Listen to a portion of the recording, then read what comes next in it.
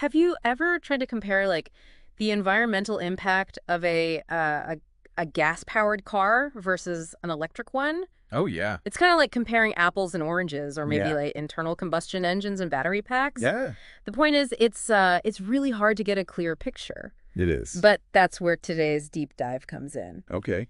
Carbon footprint databases. Interesting. We've got a fascinating document all about a competition in China to build one of these databases. And trust me, it's not just about numbers. We're talking about international relations, data security, Oh, wow. the whole shebang. That's a lot more than I would have thought. Yeah. It's a really timely topic, I think. Because these databases are kind of becoming like the backbone of how we measure sustainability these days. Yeah. But it's not as simple as like one giant database for everything. Okay, so break it down for me. What kinds of databases are we even talking about here? Well, there are actually quite a few distinctions. Some databases focus purely on greenhouse gases. Those are your classic carbon footprint ones. Then you've got LCA databases, which is life cycle assessment, and they get into all sorts of environmental impacts. Wow. The EU system, for example, tracks 16 different categories. 16. That's intense. It is. So is it like each database is for a different thing, or? It's more about levels of detail, too. Think of it like building a car. You've got databases for individual parts. Yeah. Those are what they call unit process data sets. Okay. But you also need the instructions to put it all together, right? Those are more like aggregated result data sets. They're showing the complete impact. So one is like the ingredients list, and the Yeah. other one's the actual recipe for like environmental impact. Exactly. And the source document actually makes this point. Okay. It says that you need both. Yeah. You can't just have like a pile of parts and understand the car as a whole. Right. Makes sense. But then there's this other term that I saw in the document. It's basic databases. What makes them so basic? Think of them as like the bedrock, the foundation for everything else. They contain data on the most fundamental processes. So like making steel, generating energy from coal, that kind of thing. Without these basic databases, any carbon footprint calculation you do is kind of built on shaky ground. So they're like super detailed recipes for all the core ingredients, Very much. everything. Pretty much. And what's wild is that there are only 4 of these foundational databases globally. Right, seriously, only 4 for the entire world. Yeah. You'd think that something that important would have a little bit more redundancy, right? It kind of speaks to the complexity and the sheer scale of the research involved. These databases require tracing back entire supply chains and figuring out the energy used and the emissions for every single step. Yeah. It's a monumental task. Okay, so these basic databases aren't so basic after all. Not really, no.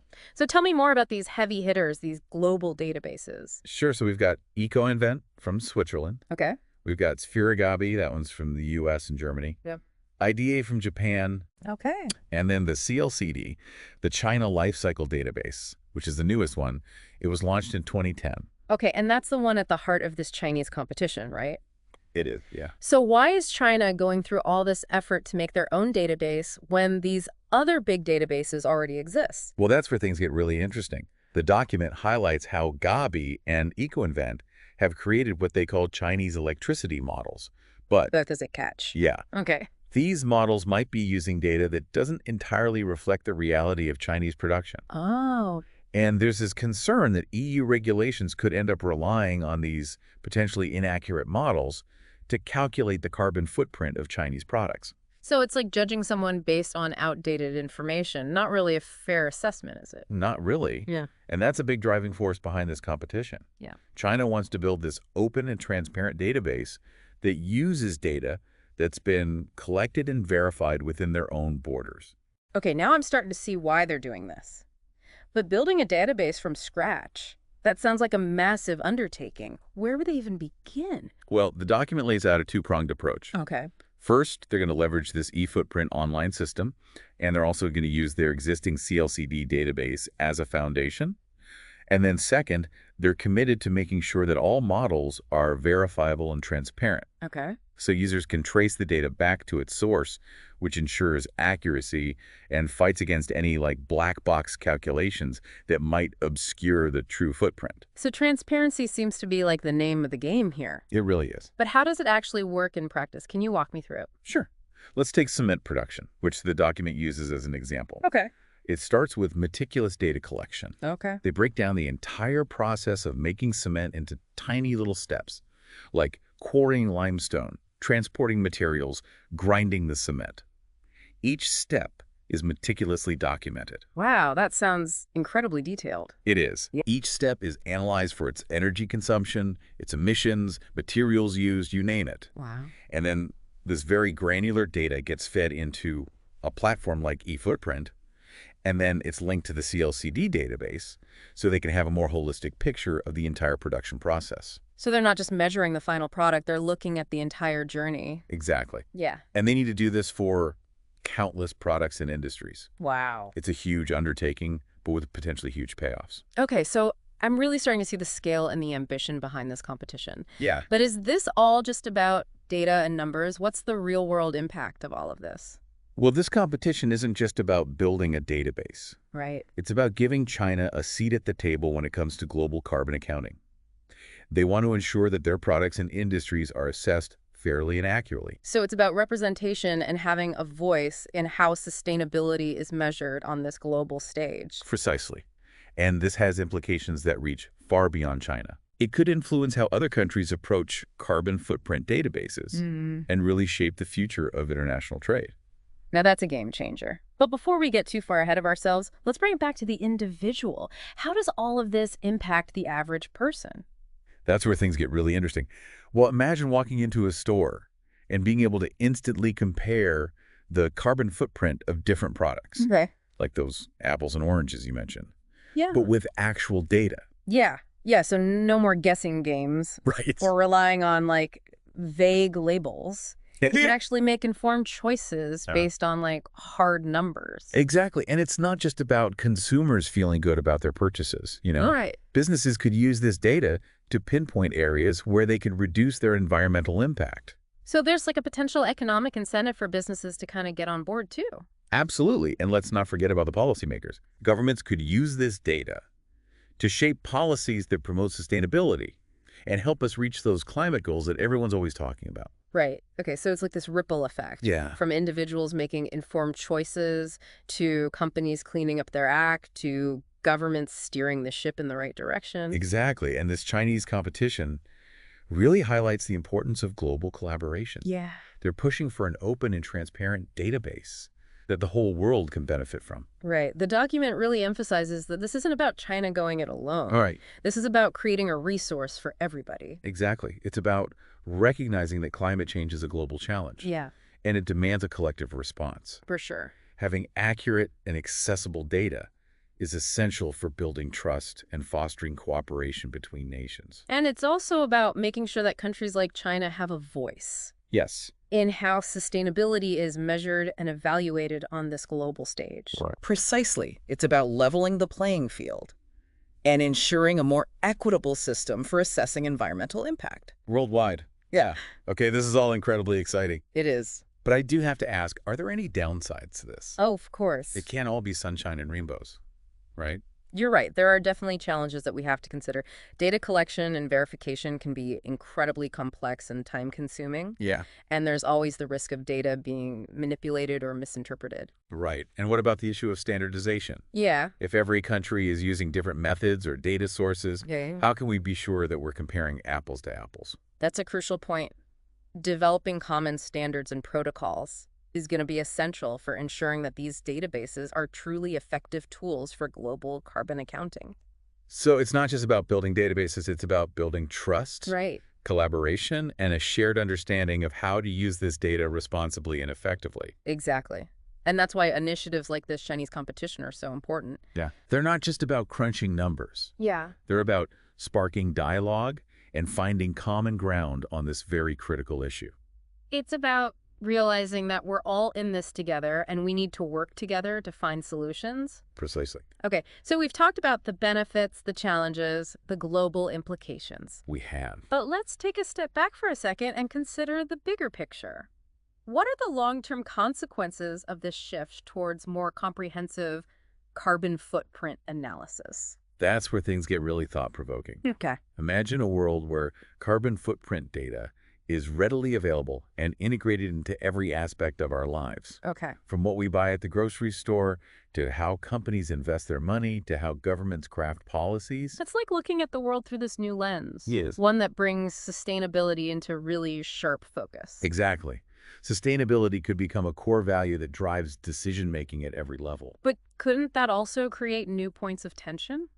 It could. If carbon footprint becomes a key metric for evaluating everything, wouldn't that lead to increased competition and potentially even conflict? That's a valid concern. Greater transparency could definitely create some friction. Yeah. But it could also be a catalyst for innovation and collaboration. Okay. As companies and countries strive to improve their environmental performance. So it's like a double-edged sword. In a way, yes, it has the potential to drive positive change.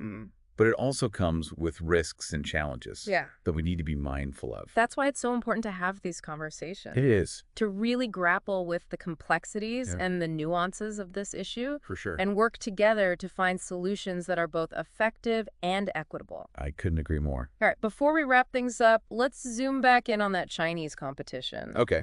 And their focus on transparency and verifiability. Right. What does that look like on a practical level? Well, the document stresses the importance of traceability. Okay. Every single data point in the database should be linked back to its original source. So it's like a paper trail, but for data? It's exactly.